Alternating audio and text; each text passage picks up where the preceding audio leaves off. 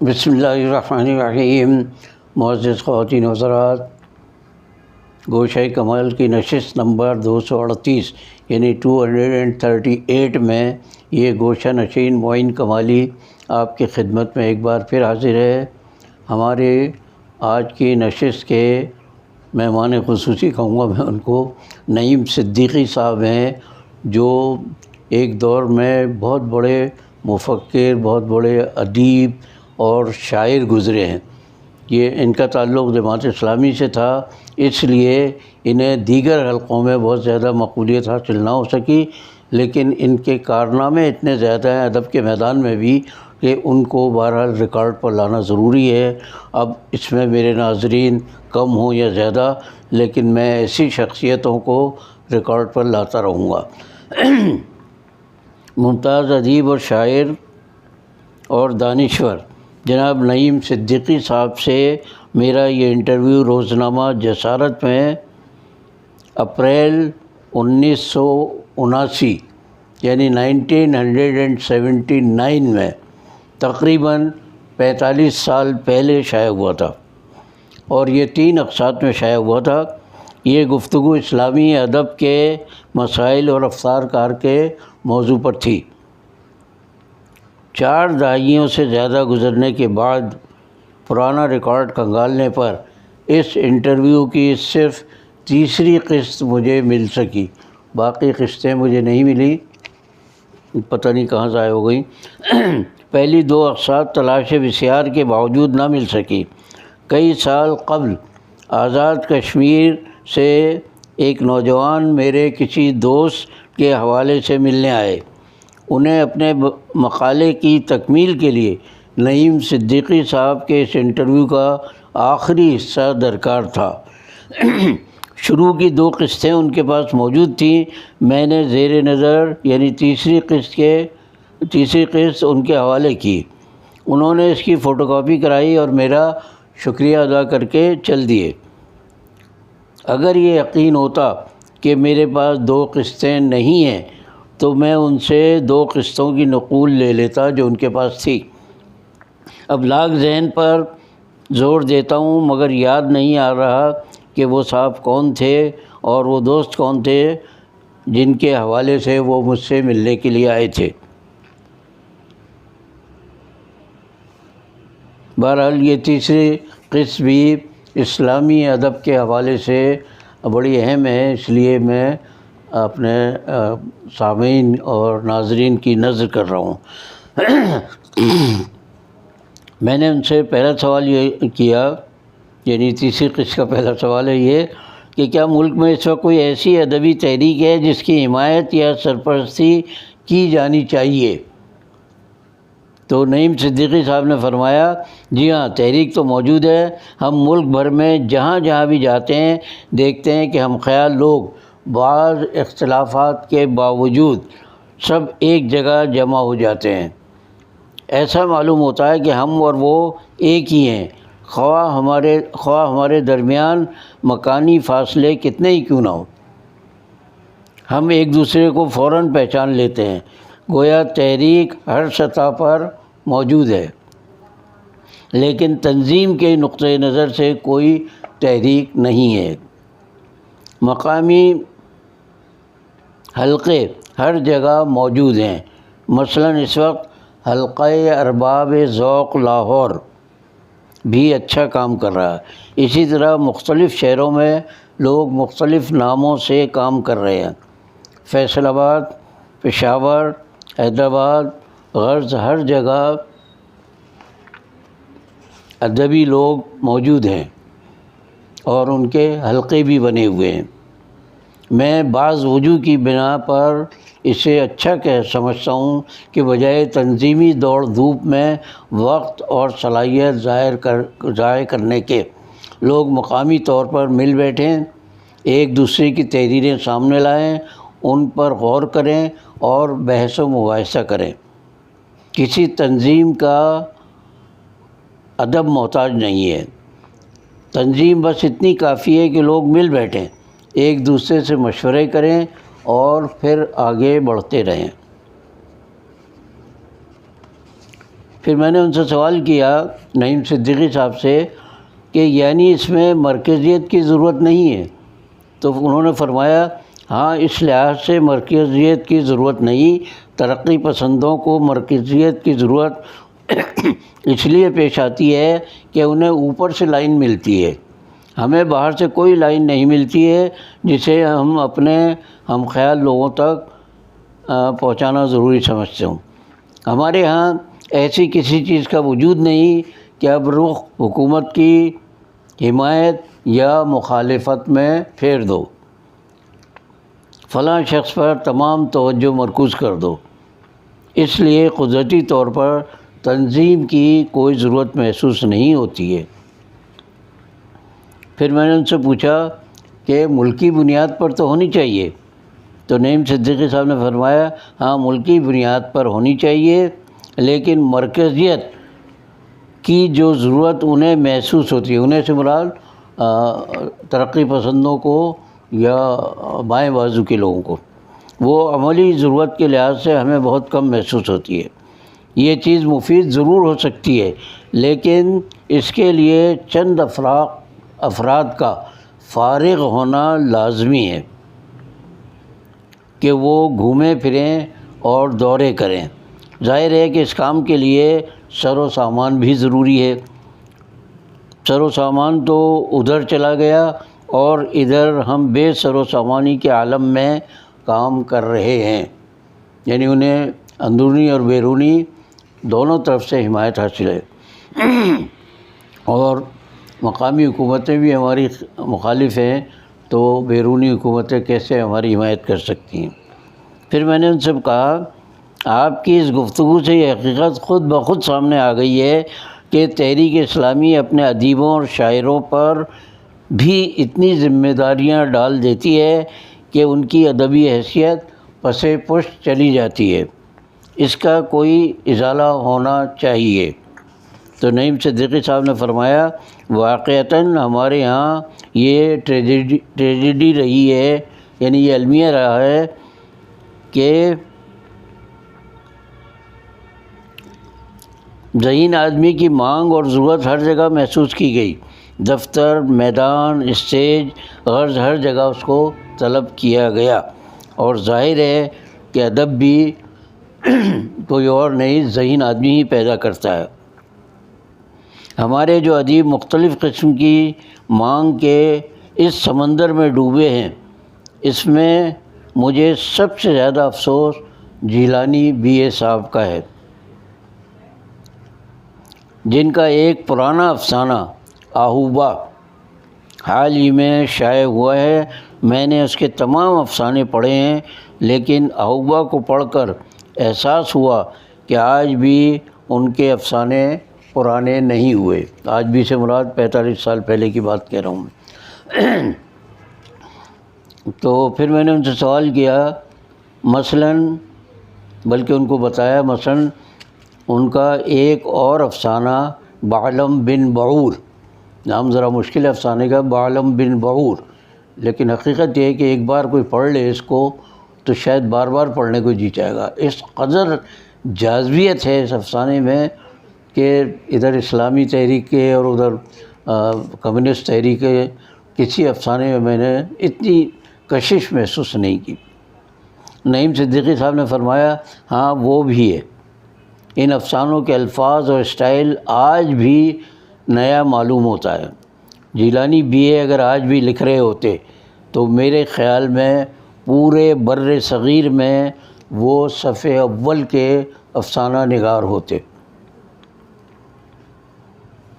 ان کے مقابلے پر کوئی اور نہ ہوتا۔ اسی طرح عاصی ضیائی اور عثمان رمز صاحب کا معاملہ ہے، مختلف مقامات پر اور بھی لوگ ہیں۔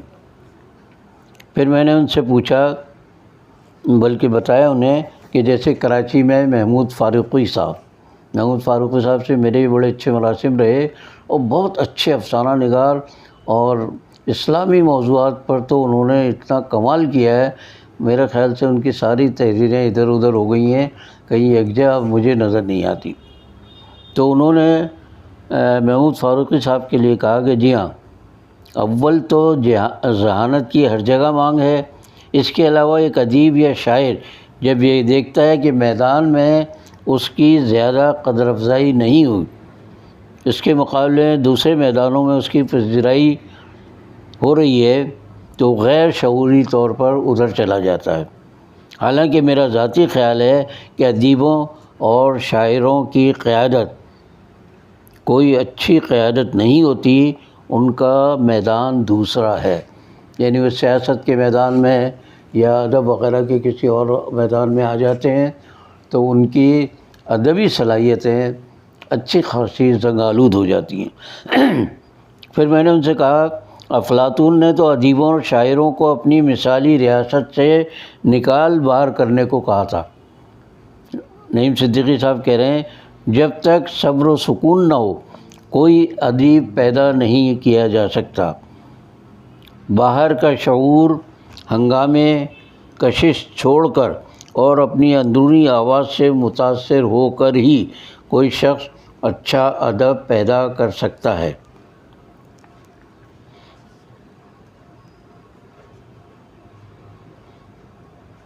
اگر میری طبعی ساخت مجھے ایک کام کرنے کو کہتی ہے تو میرا اولین فریضہ ہے کہ میں اسے انجام دوں۔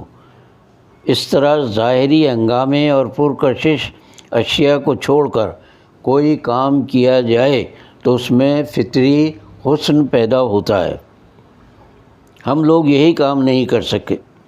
اگر ہم یکسوئی کے ساتھ یہ کام کرتے تو آج شاید ہماری پوری ٹیم یہاں چھائی ہوئی ہوتی۔ اس کے باوجود ہمارا کام کافی ہوا ہے اور ایک بڑی قوت ہمارے ساتھ ہے جسے میں ایک وسیع دائرے میں دیکھتا ہوں، یعنی اسے کسی خاص جماعت یا گروہ سے ہٹ کر دیکھا جائے تو ان لوگوں کی ایک کثیر تعداد نظر آتی ہے جو اسلامی اقدار کے فروغ کے لیے کام کر رہے ہیں۔ ان میں بہت اچھی نظم اور نثر لکھنے والے لوگ موجود ہیں۔ ان کی موجودگی میں ہم کہہ سکتے ہیں کہ ہم کمزور نہیں ہیں، البتہ ہمیں ہمیشہ دبا کر رکھا گیا اور وہ دباؤ اب تک جاری ہے۔ مثلاً 30-32 سال سے ہم پر ریڈیو کے دروازے بند رکھے گئے ہیں، بعد میں ٹی وی کے بھی دروازے بہت عرصے تک بند رکھے گئے۔ ہر حکومت نے ہمیں ریڈیو سے دور رکھا۔ اسی طرح ذرائع ابلاغ کے دیگر مواقع اور مقامات پر ہمارے راستے مسدود کیے گئے۔ مجھے وہ زمانہ یاد ہے کہ جب ریڈیو پاکستان کراچی میں بڑی مشکل سے ایک آدھ آدمی کو داخل کیا جاتا ہے جس کا اسلام سے کوئی تعلق ہو، ورنہ سارے آزاد خیال کمیونسٹ اور اس طرح کے لوگ جمع تھے۔ بہت کوشش کرتی تھی جماعت اسلامی کہ اپنا کوئی آدمی ریڈیو پاکستان میں بھی بھیج دے، لیکن گھسنے نہیں دیتے تھے۔ میں نے بھی ایک آدھ بار انٹرویو دیا اور بات چیت کی، عباسی صاحب اس زمانے ہوتے تھے تو، لیکن بہرحال کامیابی نہیں ہوئی۔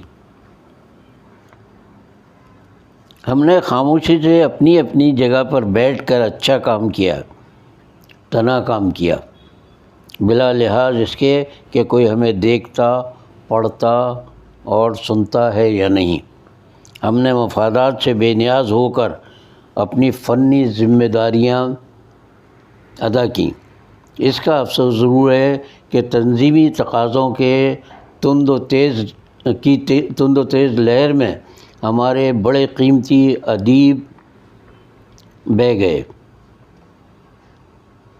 تو میں نے پھر کہا ان سے کہ اس کا اجر تو اپنی جگہ ہے۔ تو کہنے لگے ہاں یہ ٹھیک ہے، ان کی نیک نیتی خدمات کا صلہ ان کو ملے گا، لیکن ادب کو نقصان ضرور ہوا ہے۔ بہرحال وہ بھی زندگی کا ایک محاذ تھا، انہوں نے جو خدمات انجام دی ہیں ان کا اجر ان کو ضرور ملے گا۔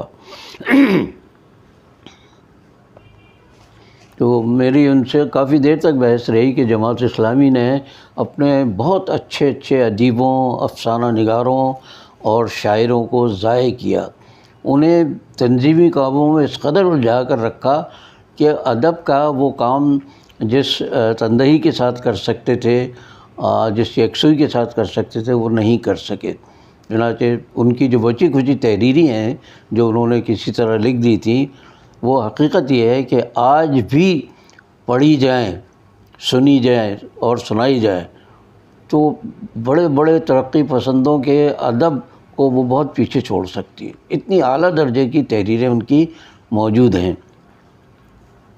پھر میں نے ان سے پوچھا، آپ نے بھی یہی فرمایا اور حقیقت بھی یہ ہے کہ ذرائع ابلاغ پر سوشلسٹوں اور دیریوں اور ملیدوں کا اب تک قبضہ ہے، اس کا کوئی تدارک ہونا چاہیے۔ تو انہوں نے فرمایا، کچھ ہو رہا ہے لیکن اس میدان میں ہماری اپنی بھی کوتاہیاں رہی ہیں کہ جن لوگوں کو ایک مسلمہ حیثیت سے سامنے آنا چاہیے تھا وہ نہیں آ سکے، اور کچھ یہ کہ ہم اس بات سے بے نیاز رہے کہ لوگ ہمیں ادیب اور شاعر کی حیثیت سے جانیں۔ مطلب یہ کہ ہمیں کوئی اہمیت ہی نہیں دی کہ کوئی ہمیں بڑا ادیب سمجھے یا بڑا شاعر سمجھے۔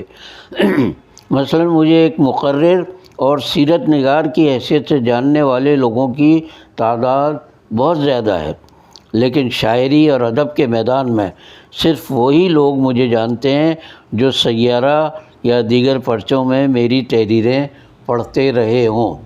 یہ بھی اسلامی ادب سے تعلق رکھنے والوں کے رسالے تھے جن کا انہوں نے نام لیا ہے۔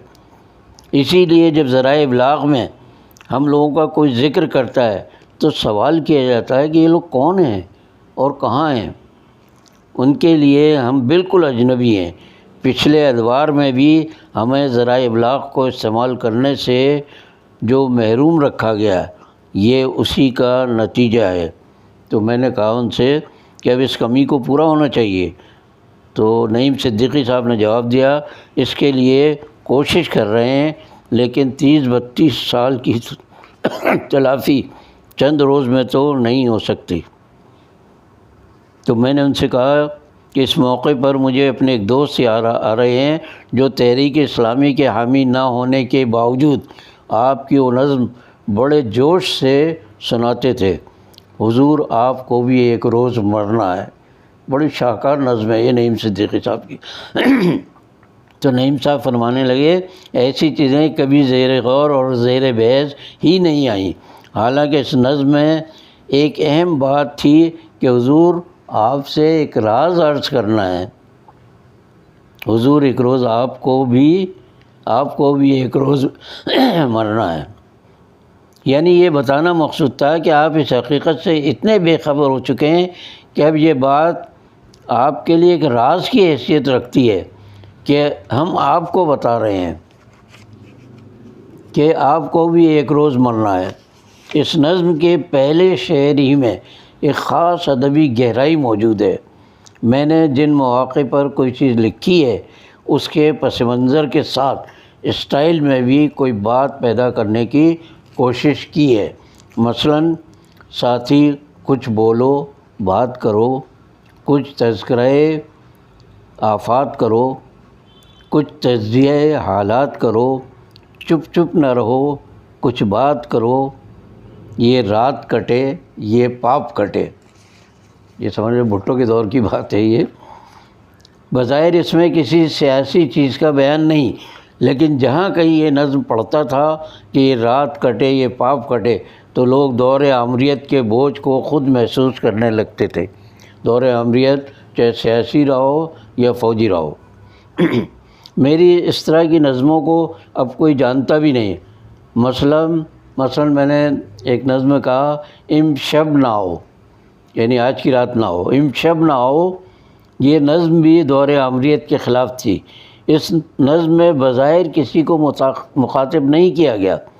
گھٹیا سطح پر اور فلمی انداز میں یہ سوچا جا سکتا ہے کہ معشوق کو آنے سے روکا جا رہا ہے، لیکن یہاں ادب کا دامن ہاتھ سے نہیں چھوٹا۔ بے وجہ تم بھی کیوں تیر کھاؤ، امشب نہ ہو۔